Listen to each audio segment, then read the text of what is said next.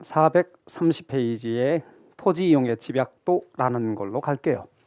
자, 부동산 개발 및 관리론 부분에서 출제 비중은 5문제가량이 출제되어지는 파트인데 어렵지 않은 파트고 여러분이 좀만 하시면 다 맞을 수 있는 부분입니다. 다 맞는 게 가능해요. 그런데 그 중에서 토지 이용의 집약도라고 하는 부분만 살짝 이론적인 게 들어가 있습니다. 그런데 미리 말하면 김 빠져서 사실은 제가 잘 얘기를 안 하려고 그러는데 빈도는 높진 않습니다. 빈도 높지 않다 그러면 아예 안 하려고 하니까 그냥 그런데 하여튼 빈도는 높지 않지만 개념은 알고 계셔야 됩니다. 자, 그럼 토지 이용의 집약도라는 말에서부터 갈게요. 자, 토지 이용의 집약도란 말은 뭐냐면 분모에 땅을 두는 겁니다. 토지, 땅. 그리고 분자에는 노동과 자본의 투입을 두는 거죠. 자, 그러면 이렇게요. 땅은 똑같아요. 이렇게. 요게 A라는 땅, 요게 B라는 땅. 근데 A라는 땅과 B라는 땅의 크기는 똑같아요. 그런데 여기에 투입되는 노동과 자본의 양과 여기에 투입되는 노동과 자본의 양이 다르다는 거죠. 여기에 투입된 노동과 자본의 양은 10이고 여기다 투입되는 노동과 자본의 양은 20이라고 합시다. 같은 땅의 크기에. 요렇게 될수록 집약적인 토지 이용이고 상대적으로 이렇게 갈수록 조방적인 토지 이용이라는 거예요. 그래서 땅의 노동과 자본의 투입을 많이 할수록 집약적인 토지 이용, 그러니까 건물이 높이 올라가는 것도 집약적인 토지 이용이에요. 듬성 이용하는 건 조방적인 토지 이용이에요. 이거 올라가는 걸 집약적 토지 이용이라 그러고 이게 낮아지는 걸 조방적 토지 이용이라 한다. 근데 땅의 노동과 자본을 투입한다는 말은 봐요. 노동, 자본, 토지 이렇게 결합한다는 얘기죠. 쉽게 여기에 이렇게 노동과 자본의 투입을 한다는 얘기니까 결국은 생산 요소를 결합한다는 얘기고 그 말은 결국 생산량을 만든다는 얘기지 뭐예요. 그러니까 생산량을 노동과 자본의 투입을 많이 한단 말은 생산량이 그만큼 든다. 그럼 생산량을 얼마만큼 늘릴 거냐? 생산량을 늘리는 이유가 그걸 통해 이윤을 얻는 거죠. 그럴 때 생산량을 딱 늘릴 때 더 이상 늘리지 못하는, 다시 말하면 집약적 이용을 딱 그쳐야 하는 점을 집약한계라 그러고 조방적 이용을 딱 그쳐야 되는 점을 조방한계라 그러는데 이 집약적 이용을 딱 그쳐야 하는 점을 집약한계인데 그 점이 뭐냐면 알고 보면 이윤극대점이죠. 그럼 이윤극대점을 시험에 나오는 유식한 말로 한계 수입과 한계 비용이 같은 점이라고 그래요. 이게 이윤극대점이거든. 그럼 한계 수입은 뭐고 한계 비용이 뭔가 볼까요? 자, 여기 흑판 주개가 있습니다. 이걸 하나 추가로 만들어서 팔 때 추가로 얻어지는 수입이 예를 들어서 이거 하나 추가로 만들 때 얻어지는 수입이 500원이라 합시다. 추가적인 비용은 400원이라 합시다. 자, 이거 하나 추가로 만들 때 생산비는 400원. 하나 만들어서 팔 때 추가로 얻어지는 수입은 500원. 그럼 하나로 만들어서 팔 때마다 추가로 얻어지는 추가적인 수입 500원, 추가적인 비용 400원이면 추가적인 이윤이 얼마 발생하는 거죠? 100원 발생하는 거지. 그럼 하나 만들어 팔 때마다 추가적인 이윤이 100원씩 발생하니까 그때는 생산량을 늘리는 게 낫죠. 그러니까 예를 들면 이 둘을 비교했을 때 이렇게 되면 생산량을 늘리는 게 낫죠. 근데 생산량을 막 늘렸더니 한계 수입, 추가적인 수입은 500원인데 추가적인 비용이 600원이면 이게 이렇게 되면 100원의 손실이 발생하죠. 그런 거 한계 손실이 발생한단 말이에요. 그런 경우는 생산량을 줄이는 게 낫죠. 이러면 생산량을 늘리는 게 아니라 한계 이윤이 발생하니까. 이러면 한계 손실이 발생하니까 줄이고. 그래 양쪽이 똑같아졌어요. 한계 수입 500원, 한계 비용 500원. 그러면 한계 이윤, 추가적인 이윤이 발생하지 않으니까 생산을 늘릴 이유도 줄일 이유도 없죠. 그런 점을 우리는 이윤극대점이라 한단 말이에요. 그러면 여러분은 지금 제가 방금 말한 거를 다 기억하면 좋지만 그걸 기억 못해도 괜찮아요. 제가 누차 말하지만 이해는 답을 잘 찍기 위한 것이라고 생각하시면 돼요. 그런데 그 이해를 100% 하면 제일 좋아. 근데 어떻게 100% 하냐고. 제가 설명한 걸 어떻게 다 이해하냐고. 그냥 커피 한 잔 마시면서 하는 얘기도 다 이해 안 되는데. 그래갖고 맨날 친구들끼리 오해도 하고 막 그러는데. 그러니까 다 이해를 못해도 사실은 문제 푸는데 뭐 그렇게 엄청 막 그러지 않아요. 막 다 알아야 되나요? 막 다 알아야 되나요? 아니 이제 선생들이니까 열심히 해야 됩니다. 막 이렇게 말하지. 처음부터 많이 안 나오니까 신경 쓰지 말고 하세요. 그러면 열심히 안 할 거 아니냐고. 그러니까 그렇게 말하는 것뿐이고 한 60% 알면 돼. 60% 알면. 60% 알면요 점수 많이 나와요.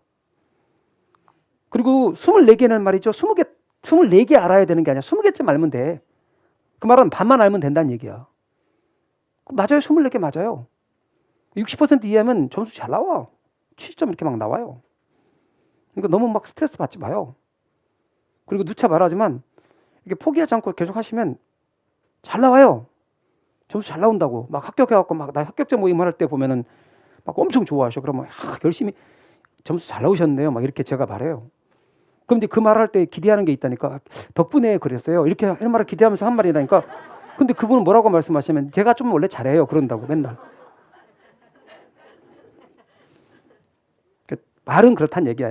그래서 이걸 다 외우면 좋지만 모르셔도 상관없고 이런 단어만 한계 수익과 한계 비용이 같은 점이 이윤극대점이다. 정교하게 알면 좋지만 모르셔도 상관없다. 그냥 이윤극대점이 집약한계점이다. 이렇게만 알고 문장으로 한계 수익과 한계 비용이 같은 점을 집약한계라 한다. 그런 말이 나오면 그게 이윤극대점인갑다. 이렇게 알고 계시면 돼요. 우리가 어떤 새로운 지식들이 있는데 그러한 지식들이 나중에 실무에서 되게 써먹을 수도 있는 지식들이 있기는 해요. 또 그냥 그걸로 끝나는 것도 있어요. 그러니까 아까 제가 누차 말씀드리는 것, 공부하는 과정에서 합격도 하고 나중에 실무에 쓸 수 있는 지식들 많이 갖추면 제일 좋긴 해요. 근데 그러지 못해도 일단 합격하는 게 중요해요. 그리고 합격한 다음에 돈 버는 공부는 그때부터 하지 말라고 해도 해요. 돈 버는 공부는. 그리고 이상하게 돈 버는 공부는 머릿속에 잘 들어와요. 어른들은 돈을 걸어야 돼. 그러니까 이거 합격하는데 너무 큰 지장 없으니까 너무 스트레스 받지 마요. 자, 그러면 이제 조방한계. 조방한계는 뭐냐? 총수익과 총비용이 같은 손익분기점을 말해요. 총수익과 총비용이 같은 손익분기점을 가리키는데 이쪽이 크면 총수입 쪽이 크니까 전체적으로 이윤이 발생하는 거야. 그러면 손과 익 중에서 익이라 그래. 이쪽이 크면. 이쪽이 크면 비용이 더 크니까 손이라 그래. 같으면 손과 이익이 분기가 되어지는 점이라 그래요.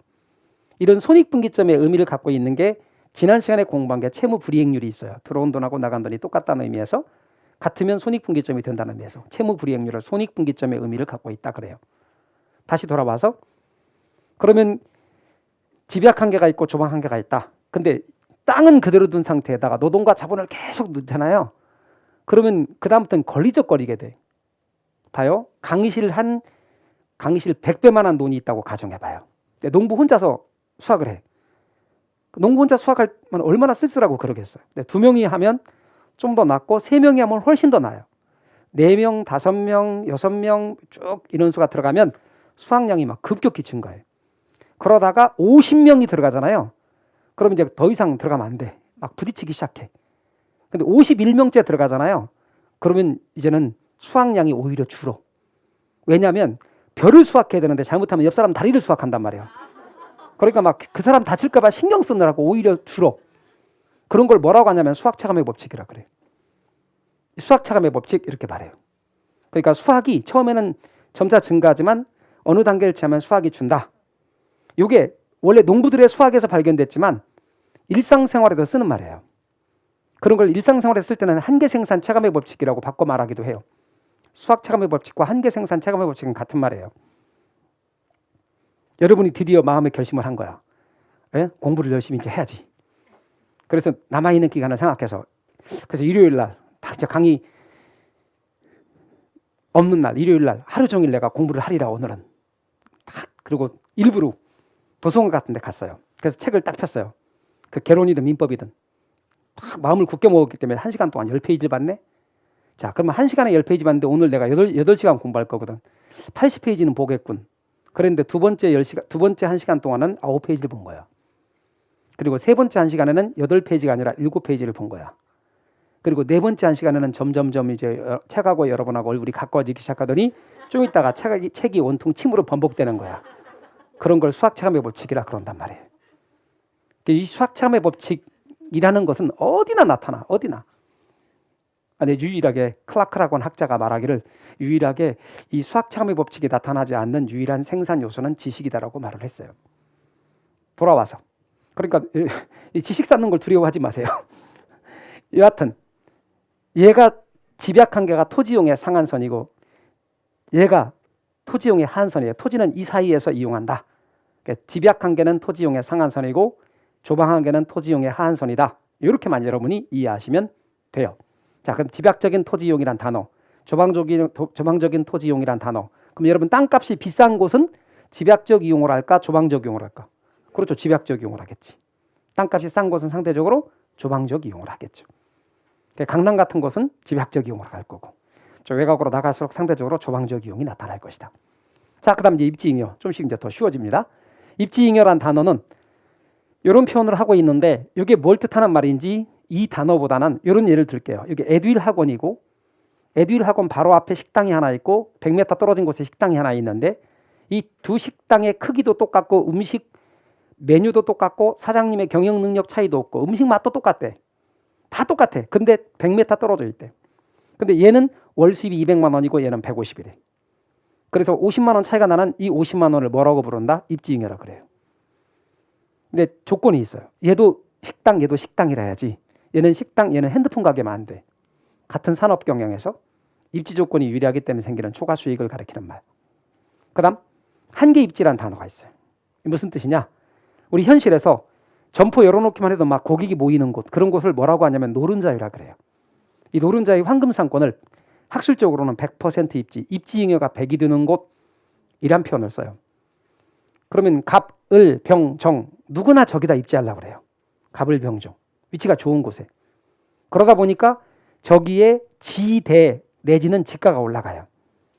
그중에서 갑을, 병, 정 중에서 높은 지대나 지가를 지불할 능력이 없는 사람이 있어요. 을하고 갑, 을, 병, 정 중에 병과 정이 지대를 지불할 능력이 없대. 갑과 을만 저기에 입지한대. 그럼 병과 정은 입지 경쟁에서 탈락한다 그래요. 그럼 입지 경쟁에서 탈락한 사람들은 100% 입지를 벗어날 수밖에 없는데 100% 입지에서 멀리 떨어져서 입지할 것이다. 할 수 있으면 가까이 입지할 것이다. 가까이 입지해요. 왜? 여기는 입지잉여가 90이걸랑 여기는 80. 입지잉여가 줄어들수록 불리한 거니까 가급적 90에 입지하고 싶어요. 그런데 입지잉여가 이렇게 바깥으로 벗어날수록 줄어들어서 드디어 뭐도 있을 거다? 0이 되는 것도 있을 거다. 그럼 여기는 입지잉여가 플러스가 되는 부분, 여기는 마이너스가 되는 부분. 그럼 여기는 입지잉여가 0이 되는 것을 뭐라고 부른다? 한계 입지라 불러요. 이 한계 입지는 입지잉여가 0이 되는 위치를 가리키는 것이고 입지잉여가 발생하기 위해서는 한계 입지 이상이라 해야 돼요. 에듀윌 유료 회원만의 명품 교수 서비스.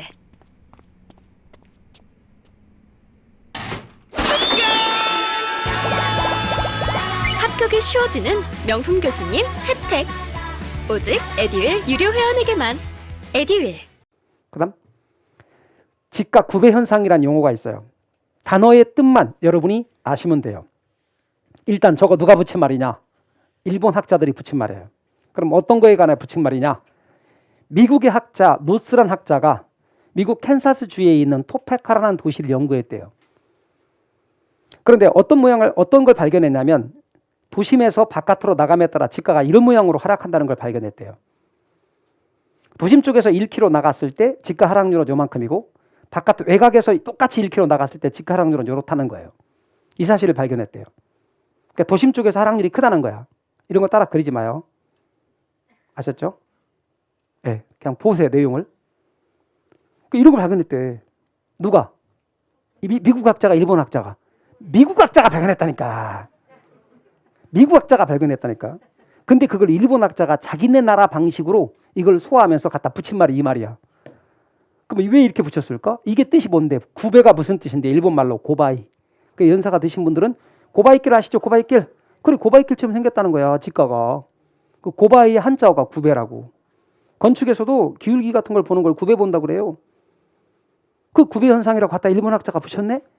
그럼 일본 학자가, 미국 학자가 연구할 걸 일본 학자가 자기네 방식으로 소화하면서 지네 나라 쓸 때 붙인 거야. 그걸 우리나라는 그대로 들여와 사용한 거야. 그럼 이걸 토페카 현상 또는 토페카 연구라고 말하면 그래도 이해해도 돼. 왜 일본 학자가 미국 학자 걸 자기 방식으로 붙인 걸 그대로 들어와 사용하냐고. 그랬는데 시험에 또 그렇게 냈네. 그래서 우리는 지가 구배 현상이 이런 뜻이다. 별거 아니다. 내용을 읽으면 여기가 하락률이 크고 바깥으로 가면 하락률이 둔화된다는 뜻이다. 제 말 이해가 되셨죠? 그렇게 이해하면 돼요. 뭔 말이 필요 없어. 지가 구배 현상이 그런 뜻. 자, 그러면 직주분리, 직주조건. 직주분리가 먼저고 직주조건 나중이요. 자, 그러면 여러분 직은 뭔데요? 직장을 가리키는 말이고 주는 주거를 가리키는 말이에요. 그러니까 직장을 도심에 두고 있는 근로자가 주거를 외곽으로 도심에서 멀리 두는 현상입니다. 이렇게요. 여기 직장이 있어요. 네, 주거는 외곽으로 이렇게. 자, 이게 이런 게 직주 분리인데 왜 그렇게 할까? 원인하고 결과를 여러분이 아시는데 원인은 일단 첫 번째가 도심 땅값이 너무 비싸. 집값이 비싸고 땅값이 비싸. 두 번째는 도심 환경이 너무 안 좋아. 나이가 들어가지고 아토피 같은 거 생기는 어른도 있어요. 옛날에는 그런 거 없었는데. 그 도심 환경이 악화. 근데 외곽으로 나갔더니 싹 없어지는 거예요. 그런 경우 있죠. 그리고 외국에서 살 때 우리나라가 공기가 그렇게 썩 좋은 편이 아니래요. 캐나다나 이런 데 사람은 공기가 엄청 좋은가 봐요. 그러면 그런 데 살던 분이 우리나라 오면은 딱 0 정도 내린다부터 공기가 별로 안 좋다고 느낀다는 거예요. 근데 이제 거기 같은 데 갔더니 싹 없어진다는 거예요. 환경이 정말 중요한 것 같아요. 또 우리나라 내에서도 조금 외곽에 나가서 살면 이런 게 하나도 없어지는 분 많아요. 그러니까 나가는 분들 있지. 아이들 때문에 또 나가기도 하고. 또 도심의 재개발. 우리 집 철거됐는데 기왕이면 외곽에 좀 나가 살겠다. 교통의 발달. 옛날에는 여기서 여기까지 가는데 진짜 오래 걸렸는데 천천히 직선으로 놓인 거예요. 외곽으로 나가게 되는 거죠. 이렇게 원인 알아두세요. 그 다음 결과. 도심 공동화 현상이 나타나요. 아침에 여기 출근하겠지. 직장이니까. 그래서 여기 생활합니다. 낮에 북적대겠지. 저녁에 다 퇴근하네. 뻥 뚫립니다. 도심이 마치 도너츠처럼. 그래서 도심 공동화 현상이라 그래. 도너츠 현상. 두 번째, 외곽은 잠만 자고 또 아침에 출근. 일찍 가야죠 또. 그러니까 막 잠만 잠깐 자고 가는 거야. 외곽은 잠만 자는 곳. 외곽의 집가는 상승. 그리고 도심 고동 비율이란 말이 뭔 말이냐면 이게 북고자 움직일 동자거든요. 북 있죠. 북 친다 할 때 북. 심장 고동할 때 쓰는 고동. 도심 고동 비율이 증가한단 말은 사람들이 다 차 끌고 나왔네. 엄청 막히는 거야. 혼자 전철 이용하네. 전철 엄청 사람들 많고 그렇습니다. 옛날에 전철 타고 강남 학원 오는데 옛날에 집 다른 곳에 있을 때 전철 살 때 사람이 많으니까 하나 둘 셋 확 들어갔거든요. 문 닫히기 전에 튕겨 나온 거야. 튕겨 나오면서 넘어질 뻔했어 한바탕은. 근데 문이 팍 닫힌 거야. 그 안에 있는 사람들이 막 웃는 거야. 결국 못 탔죠. 그거. 참 진짜 사람들 옛날에 엄청 많잖아요. 지금도 전철 같은 게 진짜 많은 사람들. 그런 거 다 뭐야? 도심 고동 비율이 커진다고 말해. 출퇴근 시에 교통 혼잡 발생하고 유동인구 비율이 많아지는 걸 도심 고동 비율이 증가한다고 표현한단 말이에요. 직주 분리. 분리가 먼저예요. 나갔던 사람들이 이제 돌아와. 그게 직주 접근이에요. 직장 근처로 돌아오는 거예요. 이렇게 돌아와요. 그래서 직장 근처에 주거를 두는 거죠. 왜 그럴까? 도심의 집가가 외곽에 비해서 상대적으로 하락했어. 그러니까 다시 말하면 외곽의 집가는 그대로인데 여기가 가격이 떨어지게 되면 상대적으로 하락한 거야. 아니면 여기가 그대로인데 여기가 비싸지면 상대적으로 하락한 거야. 다시 여기가 그대로인데 여기가 싸지면 상대적으로 하락한 거 맞고요. 여기는 그대로인데 여기가 비싸져도 상대적으로 하락한 거예요. 상대적으로 하락했어. 그러니까 이럴 바에는 그냥 도심 쪽으로 가자. 두 번째는 도심의 환경이 괜찮아졌어요. 세 번째는 여기까지 가는데 1시간 걸려. 퇴근하는데 1시간 걸리고 하루에 2시간씩 100만 명이 낭비하면 200만 시간. 엄청난 시간 낭비고 이걸 만약에 내가 내 여가에 쓸 수 있으면 얼마나 좋고 내 운동에 쓸 수 있으면 얼마나 좋겠어요. 그러니까 정부가 정책적으로 유도할 수 있어요. 아예. 또 교통체증의 심화. 이건 진짜 스트레스 장난 아니죠. 더군다나 뭐 이게 직장 가는 경우라든가 우리처럼 이렇게 여러 명과 약속한 경우는 진짜 늦으면 스트레스가 장난이 아니에요. 그러니까 뭐 죄송해요 차가 막혀서 이것도 한두 번이지 처음에는 그래 그럴 수 있지 하고 이해하는데 나중에 쉽게 좀 일찍 나오지 그런다니까 표정이 다 그래 눈만 봐도 알아. 그러니까 이제 늦을 수가 없는 거야. 막 그게 엄청나게 스트레스거든. 무조건 강의실에 학원에는 무조건 30분 전에는 최소 도착해야 된다. 그 심리적으로 막 있거든요. 그리고 교통체증의 심화 이런 것들은 당연히 직주 접근의 원인이 되겠습니다. 심합니다. 얘는. 결과 어떻게 돼요? 도심의 주거용 건물이 고층화되기 시작합니다. 그리고 어느 시기에 맞춰 돌아오냐면 도심의 낡은 건물들이 이제 새 건물로 바뀌는 시기, 재건축, 재개발과 관련해서 새 건물로 바뀌는 시기에 돌아오다 보니까 도시가 전반적으로 젊어지는 그런 현상이 나타납니다. 그래서 도시 회춘화 현상이라고 표현합니다. 도시 회춘화 현상이란 말과 같이 연결해 주시기 바랍니다. 직주 접근, 직주 분리가 먼저입니다. 그 다음 접근입니다. 그래서 회귀 현상이라고 부르기도 합니다. 갔던 사람들이 돌아온다. 그다음 한계지의 지가법칙. 한계지의 지가법칙은 어느 특정의 지점과 시점을 기준으로 합니다. 그래서 보세요. 이게 택지입니다. 여기 농지입니다. 택지와 농지가 있다고 합시다. 여기에 가구점 매장입니다. 우리 강의실 크기만한 가구점 매장이 있다고 합시다. 갑돌이는. 근데 거기에 식탁도 있고 소파도 있고 가구들을 이렇게 쭉 진열했습니다. 어떤 건 6개월 전에, 어떤 건 3개월 전에 진열했습니다. 그래서 사람들이 앉아보기도 하고 손으로 만져보기도 해서 손때가 묻었네요. 그런데 마음에 드는 걸 딱 짚었습니다. 나 이 모델로 하겠습니다. 그거 배달할 수는 없죠. 창고에 있는 새 물건을 배달해야죠. 창고는 여기다 두면 비쌉니다.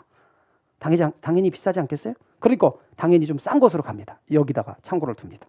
여기다 둘 수 있습니다. 그러니까 2012년 2월 1일 기준으로 한계지는 이게 한계지였습니다. 그런데 여기다가 아까 말한 것처럼 여기다 창고를 둘 수 있고 여기도 둘 수 있습니다. 그러니까 한계지끼리는 대체관계를 갖습니다. 그리고 지가를 그려보니까 여기서부터 여기까지 지가가 이렇게 낮아지는 지가 900곡선을 그릴 수가 있습니다.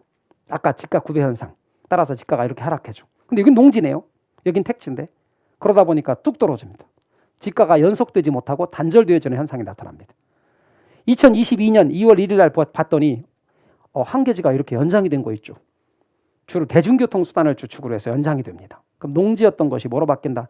택지로 바뀝니다. 그러니까 특징을 보면 한계지의 지가 수준은 한계지는 택지거든요.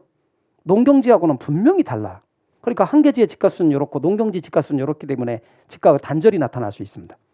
또한 한계지의 지가 상호간에는 얘와 얘 한계지끼리의 지가 상호간에는 서로 대체관계를 가지게 됩니다. 뿐 아니라 한계지는 철도라든가 도로라든가 전철이라든가 이런 대중교통수단을 주축으로 연장이 됩니다. 그리고 한계지가 이게 농지였던 게 택지로 바뀌는 거 아닙니까? 그럼 그때 땅값 상승률이 아주 높고 시간이 지남에 따라 점차 상승률이 둔화되는 걸 이렇게 표현합니다. 한계지는 초기에 지가 상승이 빠르다. 그 다음에 내가 사는 것과 빌리는 것 중에서 내가 사는 거, 내가 소유할 목적으로 사는 거, 그걸 자가의 한계지라 그러고 빌리는 걸 차가의 한계지라 그럽니다. 그럼 나는 사는 건 멀리까지도 살 수 있습니다. 그러니까 서울에 있는 사람이 제주도까지도 살 수 있죠. 그러나 빌리는 거는 당연히 필요한 곳에 빌리니까 가까운 곳에서 빌립니다. 그러니까 빌리는 것은 되게 가깝게 위치하고 내가 사는 거는 멀리까지 살 수 있습니다. 소유할 목적으로 취득한 한계지를 자가의 한계지라 그럽니다. 일정 기간 필요해서 빌리는 걸 차가의 한계지라 그럽니다. 차가의 한계지는 가까운 곳에 되게 위치하고 자가의 한계지는 멀리까지 위치할 수 있습니다. 자가가 차가보다 멀리에 위치한다는 뜻입니다. 도시 스프롤 현상에서 스프롤이란 말은 핵심 키워드가 확산입니다. 그런데 확산이란 단어만 기억하면 안 되고 이것과 짝을 이루는 단어가 있습니다. 두 개. 무질서, 불규칙이 꼭 같이 나와줘야 됩니다. 규칙적, 안정적 뭐 이런 식으로 나오면 안 됩니다. 불규칙, 무질서, 그리고 확산입니다. 원인은 말이죠. 개발도상국에서 도시계획이나 토지 이용 계획을 소홀히 한 데서 그 원인을 찾을 수 있습니다. 특징은요. 토지의 최유효 이용에서 괴리됨으로써 일어날 수 있고 주거지역에만 스프롤이 발생하는 게 아니라 상업지역이나 공업지역에서도 스프롤은 발생할 수 있으며 대도시 도심지보다는 외곽부에서 주로 스프롤이 발생하고 도시 외곽부의 팽창인 도시의 평면적 확산이며 경우에 따라서는 입체적으로 슬럼이 나타날 수도 있습니다. 스프롤 지대의 지가를 비교해 보면 스프롤 현상이 나타난 지역의 지가를 보면 대개 평균 수준 이하입니다. 지가 수준이 낮다는 얘기입니다. 지가 수준이 평균 수준 이하를 의미한다. 이렇게만 여러분이 감을 잡으시면 좋겠습니다. 그래서 이 정도만 보시고요. 스프롤 현상에 대해서 어렵지 않게 나옵니다. 문자가. 그리고 좀 전까지가 부동산 이용인데 제가 아까 시작할 때 뭐라고 그랬냐면 부동산 이용의 빈도는 좀 낮다. 출제 빈도가 낮다. 문제도 많이 출제되지 않았습니다. 어렵지도 않고. 자, 부동산 개발로 들어갑니다. 아까 제가 말한 부동산 개발관리론의 출제 빈도는 이 개발 부분에 집중되어 있습니다. 그래서 첫 번째 시간, 오늘 강좌의 첫 번째 시간에 중요한 것은 아까 주택저당 증권, MPTS, MBB, MPTB, CMO 부분이 중요했고 두 번째 시간에 중요한 것은 부동산 개발 부분에서 좀 이따가 이야기할 타당성 분석이라고 하는 부분이 되게 중요합니다. 개발의 개념입니다. 타인에게 공급할 목적으로 토지를 조성하거나 건축물을 건축, 공작물을 설치하는 행위로 조성, 건축, 대수선, 리모델링, 용도 변경 또는 설치되거나 될 예정인 부동산을 공급하는 것, 이렇게 기출지문입니다. 기출지문인 동시에 이게 법에 나와 있는 내입니다. 관련 법령에 이런 내용들이 나와 있고 이게 기출지문입니다. 또한 동시에 기출지문에 시공을 담당한 행위는 제외된답니다. 그러니까 부동산 개발한 타인에게 공급할 목적으로 토지를 조성하는 것, 그다음 건축물을 건축하는 것, 공작물을 설치하는 행위, 그래서 조성, 건축, 대수선, 리모델링, 용도 변경, 설치되거나 될 예정인 부동산을 공급하는 걸 싸잡아 부동산 개발이라 하는데 시공을 담당한 행위는 개발의 개념 속에 포함시키지 않습니다. 시공을 담당한 행위는 시공사가 부동산 개발업자 주문을 받아서 건물을 그냥 지어주는 행위를 가리키는 겁니다. 그러니까 얘는 건축 공사업에 들어간다는 거예요. 개발업이 아니라. 아울러 시행사의 시행을 이걸 부동산 개발업 이렇게 말하고 시공사의 시공은 건축 공사업에 분류를 합니다. 그럴 때 시행사니 시공사니 할 때 이 단어를 구분 못하는 분들이 있습니다. 시행사는 공사 전 과정을 책임을 맡아 관리하는 회사, 말하자면 토지 소유자가 시행사가 될 수도 있고 아파트 재건축 같은 경우는 아파트 재건축 조합이 바로 시행사가 될 수 있습니다. 재개발과 관련해서는 재개발 관련된 조합이 그렇게 될 수 있습니다. 시공사는 시행사로부터 발주받아서 단순 공사만을 담당하는 회사, 그러니까 건설회사, 여러분이 알고 있는 현대건설이나 GS건설이나 뭐 대림건설이나 삼성물산이나 등등등 이런 것을 건설회사가 바로 시공사가 되겠습니다. 옛날에는 시행과 시공이 함께 이루어졌지만 지금은 이렇게 분리를 하고 있죠. 그래서 시행과 시공이 있습니다. 그때 시행사가 바로 부동산 개발업자에 해당되는 겁니다. 아무리 유명하시더라도 저랑 공부 스타일이 안 맞으면 그냥 안 맞더라고요. 애들 유료회원이면 교수님들을 고를 수 있으니까 과목별로 나만의 드림팀을 만든 느낌? 저랑 꼭 맞는 교수님을 선택할 수 있었던 게 합격 비법이었던 것 같아요. 부동산 개발의 과정의 순서를 여러분이 7단계를 기억하십시오. 제일 먼저 구상부터 해야 됩니다. 그걸 아이디어 혹은 구상 이렇게 말합니다. 다 건물 지어놓고 그때 구상을 해요? 말도 안 되는 얘기죠. 구상이 제일 먼저 나와야 됩니다. 아이디어 단계. 자, 그럼 아이디어 단계 그 다음에 뭐냐면요. 예타라고 하는 예비적 타당성 분석이 두 번째로 나와줘야 됩니다. 여러분 토지를 구입하기 전에 예비적 타당성 분석을 먼저 해야 돼요. 토지를 구입했네? 그리고 따져보니까 타당성이 없대. 이거 물리지도 못하고 망하는 거예요. 그러니까 토지 구입하기 전에 먼저 뭘 해야 된다? 예타. 예비적 타당성 분석을 해야 된다. 그리고 토지 구입해야 된다. 토지가 구입됐으니까 세밀하게 타당성 분석을 해야 됩니다. 세밀하게 타당성 분석을 한단 말은 첫 번째 공법상의 규제사항을 분석해야 돼. 각종 규제사항들을. 두 번째 부지 분석해야 돼. 토양 구조물의 지지 능력이 있는지 따져봐야 돼. 여러분 이렇게 매립을 했다고 합시다. 땅을 매립.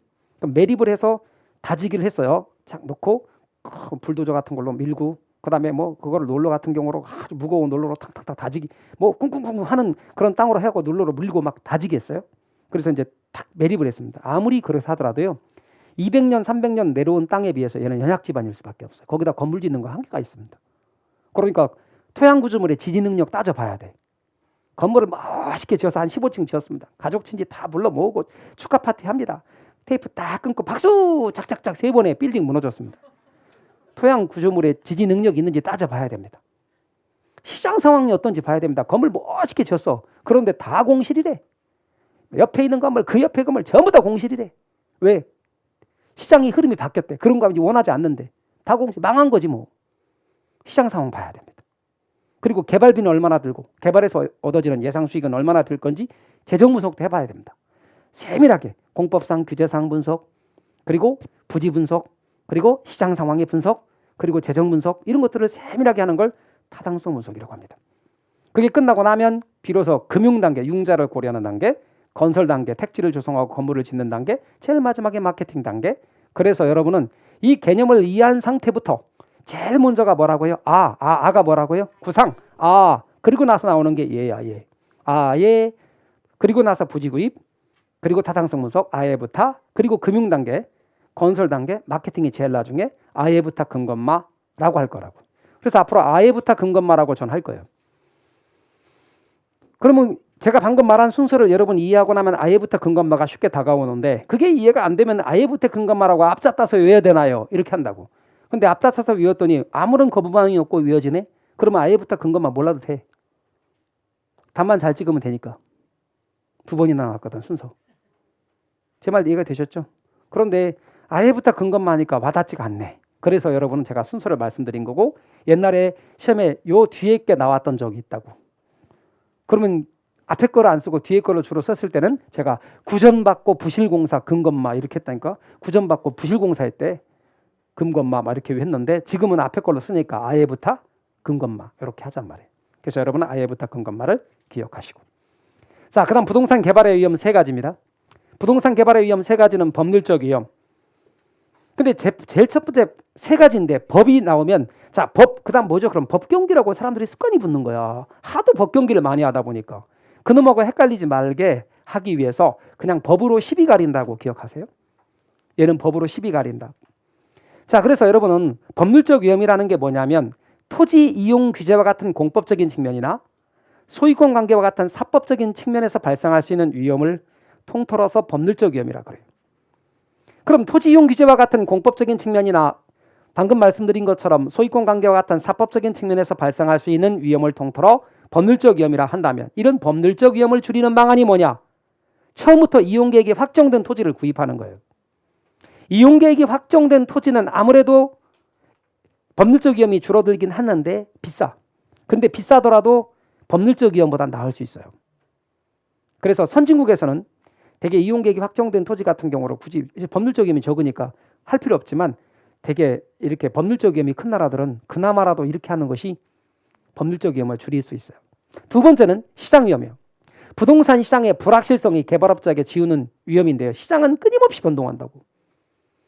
그래서 오피스를 하려고 막 그냥 돈 열심히 하고 막 땅 사가지고 오피스를 딱 개발했는데 오피스텔에 요즘엔 인기가 없대. 만약에. 그러면 그 다음은 어떻게 되는 거야? 망하는 거지.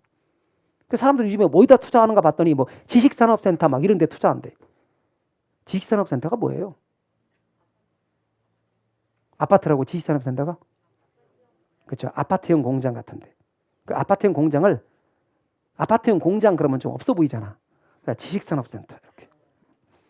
그런 데 투자한대. 그러면 이제 사람들은 그러니까 그런 지식산업센터 내가 몇 개 시를 가지고 있다. 그럼 이제 그러면 필요한 기업들한테 빌려주는 거지. 그래서 수익 내는 거지. 그렇게 한다는 거예요. 그럼 시장이 바뀌었잖아. 그 시장을 들여다봐야 될 거 아니야. 시장을 연구하고. 그리고 내가 개발하고 있는 부동산이 과연 매매나 임대가 될 수 있는지 시장성도 연구하고. 그래서 개발업자는 끊임없이 시장을 들여다보고 연구해야 돼요. 그래야 시장 위험을 줄여나갈 수가 있어요. 뿐 아니라 비용 위험. 비용 위험은 뭐냐면 개발의 기간을 생각했거든요. 나는 3년 잡았거든.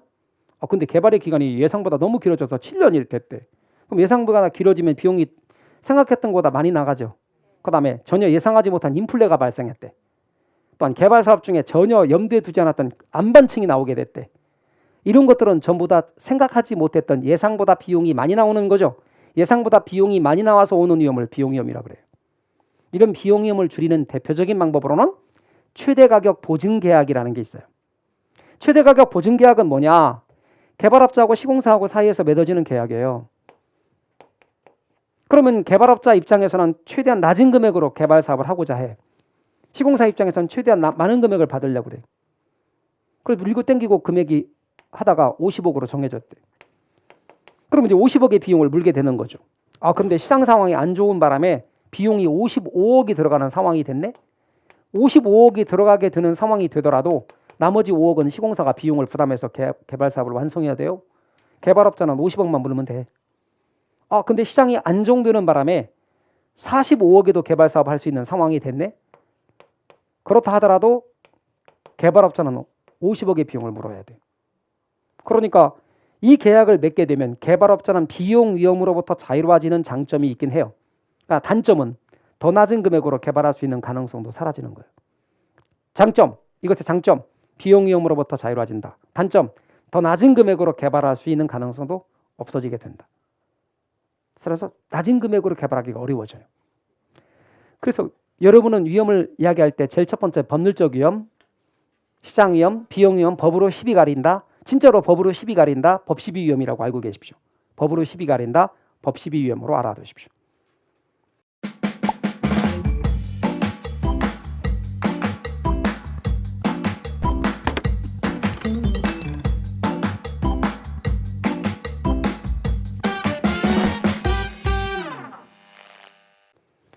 자, 그 다음에 이제 부동산 분석에서 타당성 분석이라고 하는 개념이 있습니다.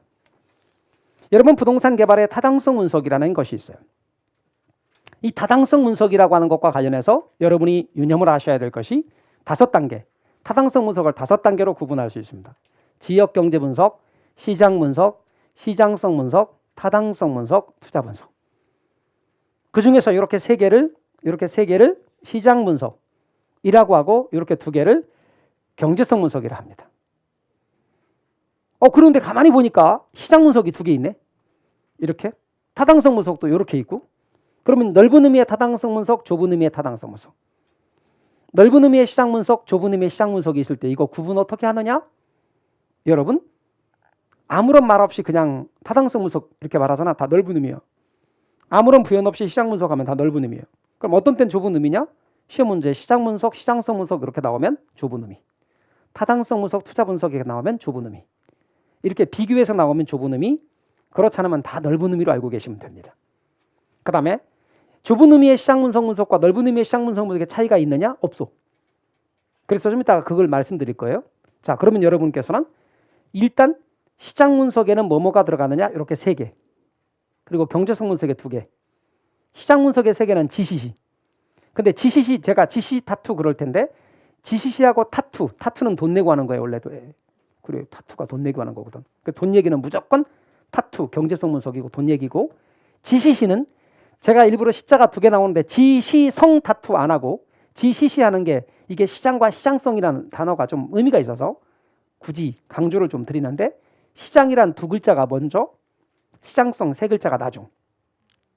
GCC 할 때 시장 분석은 가운데 시장 분석. 가운데 들어간다. GCC 가운데가. 그러면 여러분 잊어버리지 않습니다. GCC 할 때 시장이 먼저, 시장성이 나중. 그럴 때 지역 경제 분석이 뭐냐면 이런 거예요. 자, 개발업자 갑돌이가 오피스텔을 개발하고자 하는데 어디다 할 거냐면 강남 지역에 한대. 강남 지역에. 그럼 강남 지역에 하고자 하면 강남 지역을 먼저 살펴봐야죠. 강남 지역의 부동산, 오피스텔 말고도 일단 강남 지역에 있는 부동산에 영향을 미치는 요인들, 부동산 정확하게 부동산 수요에 영향을 미치는 요인들을 따져보는 거예요. 그래서 부동산 수요와 시장에 영향을 미치는 요인들, 예컨대 이런 겁니다. 강남 지역의 사람들이 인구 구조를 보는 거야. 인구. 몇 명이 살고, 오피스텔이니까, 그리고 주거용 오피스텔이면 주로 1인 가구일 거고 주로 젊은 층들이 많이 이용할 거니까 인구 구조를 살펴보는 거야. 그 다음에 소득 수준이 어떤가 보는 거야. 그리고 교통이 내가 오피스텔 개발하고자 하는 곳에 전철이 지나가는지 아니면 버스가 지나가는지 최소한 마을버스라도 쓰는지 이런 교통의 상황도 살펴보는 거예요. 그러니까 방금 제가 말씀드렸던 것들이죠. 그 지역의 인구나 고용이나 소득이나 교통 이런 것들을 거시적으로 살펴보는 것을 지역경제 분석이라고 그래요. 그러니까 예를 들어 직장이 거기 있다. 직장 근처 가깝다. 정말 거기에 많은 사람들이 근무하는데 그 직장이 거기 있어? 그러면 그 직장 근처. 그럼 만약에 삼성 건물이 있는데 거기에 많은 젊은 분들이 거기에 많이 근무하는 분들이 많다. 근데 이런 분들 가운데 1인 가구도 많다. 그렇다면 그분들이 많이 얻을 것 같다. 그럼 여기 배우지 멀지 걸어서 갈 수 있는 거리나 또 적어도 10분 거리 이내에 오피스텔을 짓는다. 그러면 되게 좋겠죠. 그런 걸 다 따져보는 거예요. 그래서 지역경제 분석. 그래서 인구나 고용이나 소득이나 교통 등을 거시적으로 분석하는 게 지역경제 분석. 이게 끝나면 시장 분석. 특정 부동산의 수요와 공급을 분석하는 거예요. 그럼 특정 부동산이 뭔데? 자, 개발하고자 하는 부동산이 오피스텔이니까 오피스텔의 수요는 얼마나 되고 오피스텔의 공급은 얼마나 되는 걸 따져보는 거예요. 강남역 일대를 중심으로 해서 오피스텔의 수요는 얼마나 될 건지 공급은 얼마나 될 건지 따져보니까 수요가 더 많더래? 그럼 개발사업 할 만하죠. 근데 공급이 더 많대. 그래서 기존에 있었던 오피스텔도 공실도 막 투성이래. 그러면 개발사업 안 하면 되죠. 그래서 개발사업의 채택 여부를 따지기 위해서 시장 분석을 하는데, 이 시장 분석이란 말을 할 때는 이렇게 수요와 공급을 분석한다는 점에서 똑같아요. 근데 시장성 분석은 개발하고자 하는 부동산, 앞으로 향후 개발하고자 하는 부동산의 매매나 임대 가능성을 보는 거예요. 매매나 임대 가능성이 있다, 시장성이 있는 거예요. 매매나 임대 가능성이 없다, 시장성이 없는 거예요. 그걸 보는 대표적인 게 흡수율 분석이에요. 그럼 흡수율 분석이 뭔데? 줄여서 흡수 분석이라고도 해요. 뜻은 뭐냐면 일정 기간, 예를 들어서 지난 1년이라고 합시다. 2021년 한 해 동안 특정 지역, 강남 지역에 공급된 오피스텔이 얼마의 비율로 흡수되었는가를 분석하는 거예요. 그럼 흡수와 똑같은 단어 소비. 흡수와 똑같은 단어 소비. 풀어 말하면 매매나 임대. 그럼 자, 이와 똑같은 단어를 말하시오. 소비. 얼마나 소비되었나? 얼마나 매매나 임대되었나? 를 보는 거예요. 그러니까 매매나 임대된 비율을 봤더니 90%가 매매나 임대됐대. 그러면 시장 흡수율은 90%. 그래서 흡수율은 시장에 공급된 부동산이 단위 시간 동안에 시장에 흡수된 비율이에요. 그럼 100채가 공급됐는데 90채가 매매나 임대되면 90%. 100채가 공급됐는데 95채가 매매나 임대됐으면 시장 흡수율은 95%. 흡수 시간은 시장에 공급된 부동산이 100채인데 100채 전량 다 매매나 임대되는 데까지 걸린 기간. 6개월이면 6개월이 흡수 시간, 1년이면 1년이 흡수 시간. 그러면 볼 때 흡수율은 높을수록, 흡수 시간은 짧을수록, 흡수율이 높을수록, 흡수 시간이 짧을수록 시장 위험은 낮고 시장성이 높다고 말합니다. 시장 위험은 낮아지고 시장성은 높다. 이렇게 말할 수 있습니다. 이와 같은 흡수율 분석을 하는 목적은 단지 2021년 과거의 어떤 추세를 파악하는 것이 중요한 게 아니라 그걸 기초로 해서 미래의 흡수를, 이제 개발하고자 하는 오피스텔의 상황을 보려고 미래의 흡수를 파악하는 게 목적이라는 게 초점입니다. 그래서 여러분 절대 과거나 현재가 아니라 미래의 흡수를 파악이 목적이다. 흡수율 분석의 목적은 미래입니다. 이 자리에 과거나 현재란 말이 나오면 절대 안 됩니다. 돌아왔어. 여기까지는 돈 얘기가 안 나와. 얘는 자료 분석이야. 정보 제공이에요. 정보를 제공하고 자료를 분석하는 겁니다. 돈 얘기 안 나옵니다. 돈 얘기는 타투입니다. 타투는 돈 내고 하는 거라고요. 타투입니다. 타투가 경제성 분석입니다. 타당성 분석이 뭐냐면 수익이 많은지 지출이 많은지를 따져보는 거예요. 수익이 많으면 수익성이 있다 그래. 지출이 많으면 수익성이 없다 그래. 수익성 여부를 판단해봐요. 수익이 많네? 수익성이 있어. 그럼 투자자를 모집할 만큼 충분하게 수익이 발생하는 거예요. 그래서 최종적인 투자 결정을 해요. 그래서 여러분께서는 앞으로 이렇게 수익이란 단어니 투자 결정이란 단어니 이런 돈 얘기는 무조건 경제성 분석이다. 그리고 위에는 돈 얘기 나오지 않는다. 자료와 정보를 수집하는 것이다. 지시시 다투다. 이렇게 여러분이 알아두셔야 돼요. 지시시 다투다. 그래서 제가 항상 지시 다투라고 할 건데 앞잡다서 외워야 되나요? 아니, 앞잡다서 안 이어지면 하지 마세요. 그냥 놔두세요. 그런데 제가 그냥 말로 지시 다투라고 할 거라고요. 그러면 여러분이 보실 때 이게 지역경제 분석이야. 그러면 시장하고 시장성이 헷갈리는데 짧은 놈이 뭔지라고 그랬죠? 그럼 이거 뭐예요? 시장, 요거는 시장성, 그리고 타투는 경제성 분석이라고 그랬죠? 타당성 분석, 투자 분석, 돈 이야기, 무조건 경제성 분석. 그러니까 투자니 수익이니 비용이니 돈 얘기 나오면 전부 다 타투에 들어갑니다. 경제성 분석. 그러면 다시 시장 분석과 경제성 분석을 이야기해 보려고 해요. 시장 분석이란 어느 특정 개발 사업, 예를 들면 오피스텔이 시장에서 채택돼 줄 수 있는 거 없는 거를 따져보는 거예요. 수요가 많으면 할만하지만 공급이 많으면 안 하는 게 낫다고. 그걸 따져봐요. 그러면서 이때 따질 때 각종 제약 조건도 따져봐야 돼. 과연 물리적 제약 조건, 거기다 그만큼 몇 15층짜리 건물을 올릴 수 있는 게 맞는지 물리적으로 따져봐야 되고, 법적인 제약이 없는지. 자, 그럼 비용 얼마 들어가서 15층짜리 건물을 지었을 때 과연 수익이 날 것인지 경제적인 측면도 따져봐야 돼. 오피스텔 15층 올리는데 지역 주민들은 반대가 없는지 지역 주민들 여론도 살펴봐야 돼. 각종 제약 조건을 다 살펴보는 게 뭐다? 시장 분석이에요. 시장 분석의 목적은 뭐다? 정보 제공이에요. 역할 첫 번째, 시장 분석을 하는 시장 분석의 역할은 첫 번째, 주어진 용도에는 어떤 땅이 좋을까? 주택은 어디가 좋지? 상점은 어디가 좋지? 오피스텔은 어디가 좋을까? 이게 용지 선정이고 입지론이에요. 반면에 그 주어진 용지, 그 땅은 어떤 용도로 이용하는 게 좋지? 이렇게 용도로 선정하는 것은 적지론이에요. 이런 걸 위해서 시장 분석을 해봐야 돼. 그 땅이 있는데 어떻게 이용하는 게 좋을까? 그 시장 분석 해봐야 돼.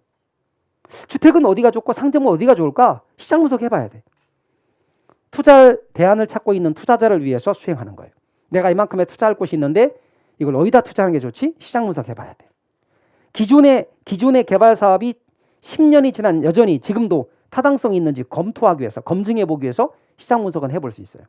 기존 사업을 사후에 다시 한번 검증해보기 위해서 시장 분석을 해볼 수 있다.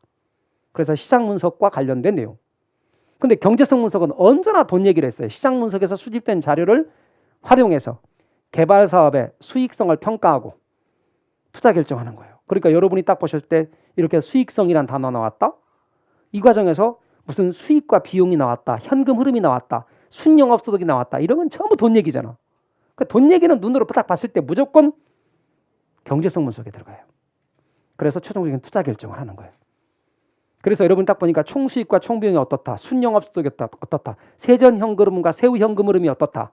그래서 순영가법이나 내부승률법을 사용해서 투자 결정한다. 이런 내용들은 전부 다 여기 들어가요. 경제성 분석. 그런데 자료를 수집했다, 정보를 따졌다, 투자 여부를 파악하기 위해서 자료를 수집하는 거예요. 이 사업 할까 말까를 판단하기 위해서 자료를 수집하는 것들은 전부 다 시장 분석의 범위에 들어가는 거예요. 그래서 시장 분석이 있고 경제성 분석이 있다. 다섯으로 구분하면 뭐라고요? 지시시, 타투. 둘로 구분하면 시장 분석, 경제성 분석. 다섯으로 구분하면 지시시, 타투, 지역 경제 분석, 시장 분석, 또 시장성 분석, 타당성 분석, 투자 분석. 지시시가 뭐고, 시장 분석, 타투가 뭐고, 경제성 분석. 이렇게 구분하셔야 됩니다. 그리고 지금 구분한 요 내용이 생각보다 중요합니다. 그래서 답 찍는 법도 제가 알려드립니다. 박스형 문제가 최근에 흐름들이 많이 나오거든요. 근데 박스형 문제가 보면 느낌상 괜히 위압감도 느끼고 막 되게 그래요. 근데 그게 되게 쉬운 거예요. 박스형 문제가. 왜? 박스형 문제가 왜 쉬우냐? 교차 체킹이라는 게 가능하거든. 근데 박스형 문제인데 맞는 게 몇 개냐 이런 게 골라가면 쳐다도 보지 마요. 제가 쳐다도 보지 말라는 건 쳐다도 보지 마요. 그런 거 못 맞춰. 맞는 게 몇 개냐 이런 거는. 근데 박스 문제인데 그게 아니라 교차 체킹 문제야. 1번 기역, 니은, 디귿. 2번 기역, 디귿, 니을. 이렇게 나오는 것들은 교차 체킹 문제야. 그러면 박스 안에 5개가 얘가 들어가 있어도 다 알아야 되는 게 아니에요. 그래서 이제 그거를 잠깐만 보여드리기 위해서 우리 기출의 내용의 경우를 살짝 앞으로 이제 다뤄볼 거예요. 그런데 지금은 그런 내용들이 없는데 450페이지를 잠깐만 가봐요. 450페이지를 가봐요. 그럼 박스가 있잖아요. 그리고 이제 기역, 니은, 디귿 밑에 가 있잖아. 그럼 이런 걸 풀 때 기역부터 풀지 말고 가장 자신 있는 선택지 눈에 들어오는 것부터 보는 거야. 그러면 아직은 다 자신 없는데요. 그렇죠. 근데 디귿을 봐. 흡수율 분석은 과거, 현재를 했어, 미래를 했어. 미래. 그러니까 디귿은 맞아, 틀려요. 틀렸네. 그러면 이제 밑으로 내려가. 디귿이 들어간 거는 지워. 그럼 1번 땡, 2번도 땡, 5번도 땡. 그러면 이제 3번 아니면 4번이네. 그러면 이제 기역하고 니은하고 미음, 니을 이렇게 여러분이 보셔서 아는 것만 있으면 되는데 보다시피 니은은 할 것도 없지. 왜냐하면 2개 다 들어갔잖아. 그러면 이제 우리는 기역을 봐. 시장성 분석은 개발된 부동산이 현재나 미래의 시장 상황에서 매매 임대될 수 있는 가능성 정도를 조사하는 거라 그랬죠. 예, 개발된이라고 썼지만 그건 맞다고 치고 기역은 맞다. 그러니까 답 3번으로 결정 났지. 그런데 니은은 할 것도 없다 그랬죠. 그래도 해보면 개발 사업에 대한 타당성 분석의 결과가 동일한 경우에도 분석된 사업안은 개발업자에 따라 채택이 될 수도 있고 그렇지 않을 수도 있는 거예요. 자, 그 다음에 니을로 가봐요. 개발 사업에 있어서 법적 위험은 토지이용 규제. 아까 토지이용 규제가 공법적인 측면이랬어요, 사법적인 측면이랬어요. 공법적인 측면. 소유권 관계가 사법적인 측면. 니을은 틀렸네. 그럼 니을 들어가면 안 되지. 4번은 아니네. 답은 3번으로 확인됐죠. 미음. 개발의 단계 중에 예비적 타당성 분석은 개발 사업으로 예상되는 수익과 비용을 계략적으로 계산해서 수익성을 검토하는 게 예타죠. 그러니까 맞지. 답 3번 확인됐잖아. 그러니까 여러분, 제가 말하고 싶은 이런 내용들은 답을 고를 때 가장 선택지 자신 있는 걸 고르고 그걸 보면서 제끼고 지우고 나오면 답을 교차 체킹할 수가 있어요. 절대 안 틀려요. 답도 되게 빨리 풀어. 5개 다 풀 필요 없어. 답이 확인됐으면 넘어가는 거예요. 2개 교차 체킹했더니 답이 확인됐네? 넘어가 그러면. 그런데 이게 아니라 이렇게 문제가 줬는데 옳은 설명으로 맞는 건 몇 개냐? 그리고 1, 2, 3, 4에 1개, 2개, 3개 나오잖아요. 쳐다도 보지 마. 그거는 시간이 정말 남을 때, 다 풀고 시간 남을 때, 민법까지 다 풀고 시간 남을 때 그때 하시란 말이에요. 안 남어? 그러면 그냥 제일 마음에 드는 걸 찍어봐. 자, 막 신이 이렇게 말씀하시기를 3번을 찍으래. 그럼 3번 찍으시오. 그런 건 건드리지 마요. 아셨죠? 일부러 모의고사에 내드리는데 그거 먼저 풀지 마요. 시간 다 협의하니까. 그거 못 맞춰. 못 맞힌다고. 근데 교차 체킹하는 건 선택지 다 알아야 되는 거니까 맞힌다고. 이런 요령들을 익혀가는 게 중요한데 제가 자꾸 말하냐면 뭐냐면 이 공부를 하다 보면 마음이 급해져요. 자꾸. 그래가지고 다 기출도 풀고 싶고 뭐도 하고 싶은데 이게 한번 해보면 막상 해보면 쉬운 문제만 있는 게 아니기 때문에 금방 좌절을 하세요. 너무 서둘지 마시고 차근차근 하시면 돼요. 어차피 서두르나 안 서두르나 10월 29일까지 가야 된다고. 근데 중요한 건 그때 점수 나오면 된다고요. 그러니까 오늘 설명한 이야기에서 하나 MPTS가 뭔지 모르겠어. 이런 거 갖고 스트레스 받지 마요. 모르면 어때? 또 보면 되지? 이런 마음 갖고 하시면 돼요. 아셨죠? 마음 편하게 가지세요. 합격할 거니까 걱정하지 마시고 스스로를 믿으세요. 개발권 양도제 우리 쉬었다가 계속해 나갑니다. 쉬었다 하시죠.